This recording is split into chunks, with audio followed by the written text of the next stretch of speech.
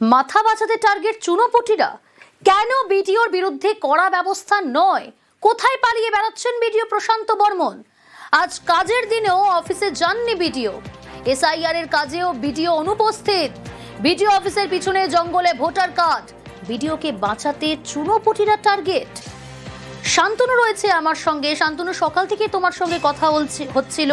রাজগঞ্জে BDO অফিসের পিছন দিকে জঙ্গলে, সেখানে একাধিক ভোটার কার্ড উদ্ধার হলো। আজ অফিস ডে, অর্থাৎ কাজের দিন, সেইখানেও আমরা দেখলাম যে আজ অনুপস্থিত। কেন?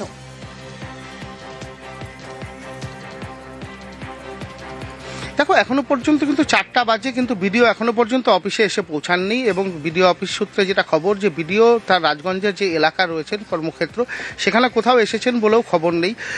এখানকার যারা আধিকারিক রয়েছেন তারাও কিন্তু বিডিওর সাথে যোগাযোগ করার চেষ্টা করছেন, তারাও ফোনে পাচ্ছেন না।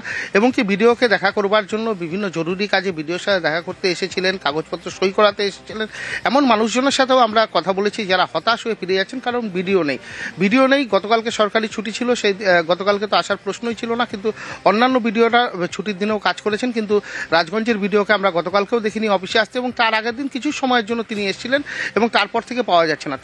তার বিরুদ্ধে যে সকল অভিযোগগুলো উঠেছে, যেহেতু তিনি প্রভাবশালী বলে চিহ্নিত, সেই কারণে বলা হচ্ছে যে তিনি প্রভাব খাটিয়ে হয়তো সেই অভিযোগ থেকে মুক্তি পাওয়ার চেষ্টা চালাচ্ছেন। সেই কারণেই তিনি সামনে আসছেন না, আড়ালে থেকেই কলকাঠি নাড়ছেন। তার ফলে কিন্তু সাধারণ মানুষ কিন্তু অনেকটাই বিভ্রান্ত হচ্ছেন, কারণ তারা চাইছেন যে অভিযোগ উঠেছে তার তদন্ত হোক এবং দৃষ্টান্তমূলক কিছু একটা পদক্ষেপ হোক, সেটাই চাইছেন সাধারণ মানুষ। কিন্তু বিডিওকে খুঁজে পাওয়া যাচ্ছে না। বিডিও কি করছেন এবং কি করতে যাচ্ছেন সেদিকেই কিন্তু মানুষের নজর থাকছে, কিন্তু বিডিও অদৃশ্য হয়ে রয়েছে। তার মানে কি পালিয়ে বেড়াচ্ছেন তিনি? বিডিও প্রশান্ত বর্মন কি পালিয়ে বেড়াচ্ছেন?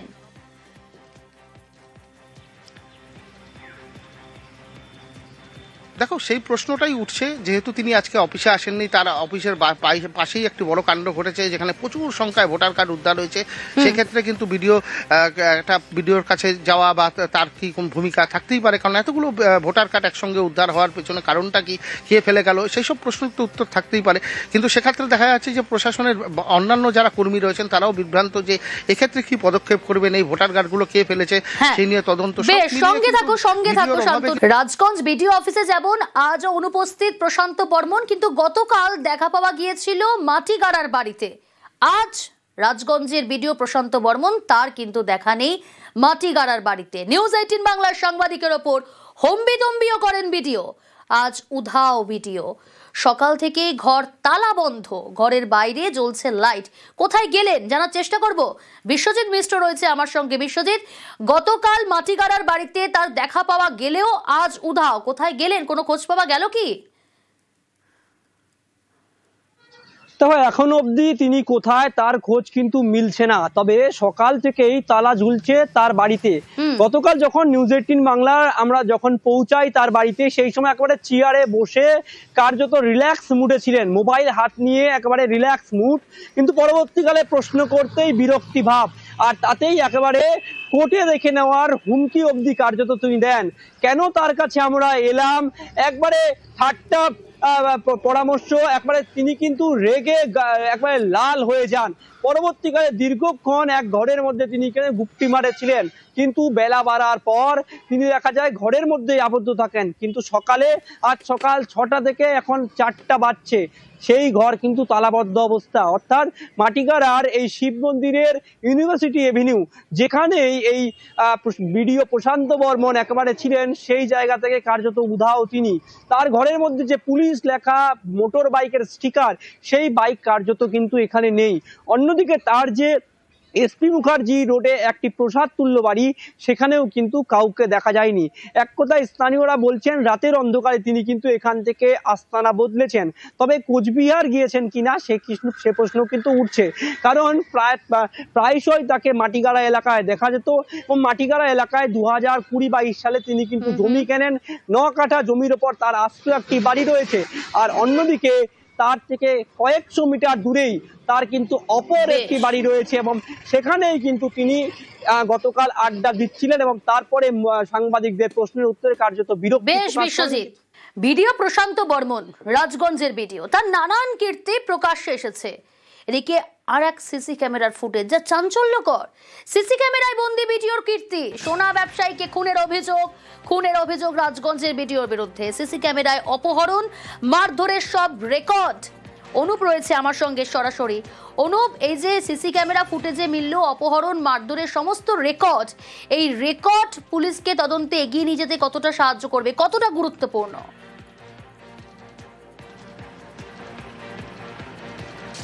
তবে সিসি ক্যামেরার যে ফুটেজ সেটাই কিন্তু একেবারে পুলিশের তদন্ত প্রক্রিয়া এগিয়ে নেওয়ার জন্য একমাত্র হাতিয়ার। যে ফুটেজ কিন্তু ইতিমধ্যেই পুলিশের পক্ষ থেকে সংগ্রহ করে রাখা হয়েছে।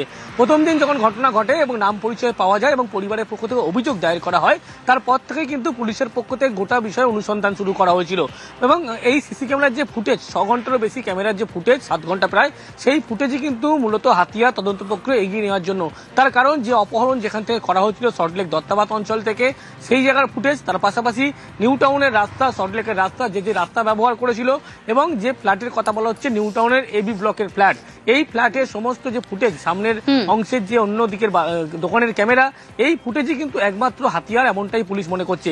শুধু এই ফুটেজ নয়, পুলিশের পক্ষ থেকে পরবর্তী ক্ষেত্রে 9টা 15-এর পরে যে রাস্তা ব্যবহার করা হয়েছিল কালো গাড়ি ব্যবহার করার সময় এবং যেখানে দেহ ফেলা হয়েছিল, এই ক্যামেরার ফুটেজও পুলিশ কিন্তু ইতিমধ্যেই উদ্ধারের চেষ্টা করছে। এই 7 ঘন্টার যে সঙ্গে থাকো, 7 ঘন্টার যে ভিডিও অর্থাৎ সিসি ক্যামেরার ফুটেজ সামনে এসেছে, পুলিশের হাতে এসেছে, তা কিন্তু অত্যন্ত চাঞ্চল্যকর। তদন্ত এগিয়ে নিয়ে যেতে অনেকটাই সাহায্য করবে। এবং একই সঙ্গে আপনাদের জানিয়ে রাখবো, নীল বাতি লাগানো গাড়ি শুধু নয়, সেখানে বাইক বাহিনী অর্থাৎ একাধিক বাইকের নম্বর প্লেট। এবং সেখানে ইতিমধ্যেই আপনাদের জানিয়ে রাখবো যে প্রশান্ত বর্মন, তার বিরুদ্ধে যে অভিযোগ, এই যে 7 ঘন্টায় অপারেশন চললো, কিভাবে চললো, একই সঙ্গে বোঝার চেষ্টা করব অনুপ, মারধরের কথা বলা হচ্ছে। এই সিসি ক্যামেরা ফুটেজে মারধরের ভিডিও সামনে এসেছে। কারা মারধর করছিল, কারা কারা ছিল সেখানে, এসব বিষয়ে কি জানা যাচ্ছে?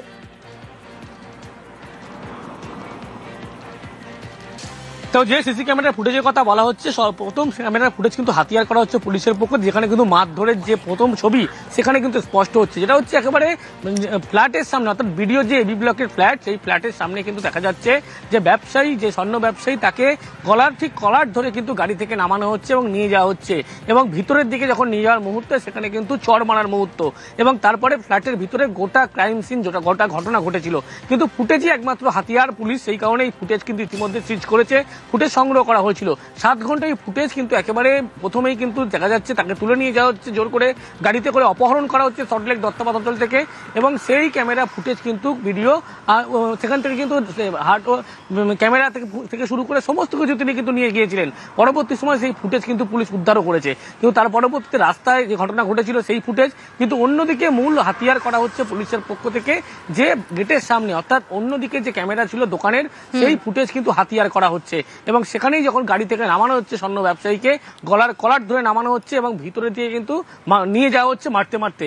এই ছবি কিন্তু একেবারে হাতিয়ার করছে পুলিশ, এমনটাই বলা চলে। বেশ।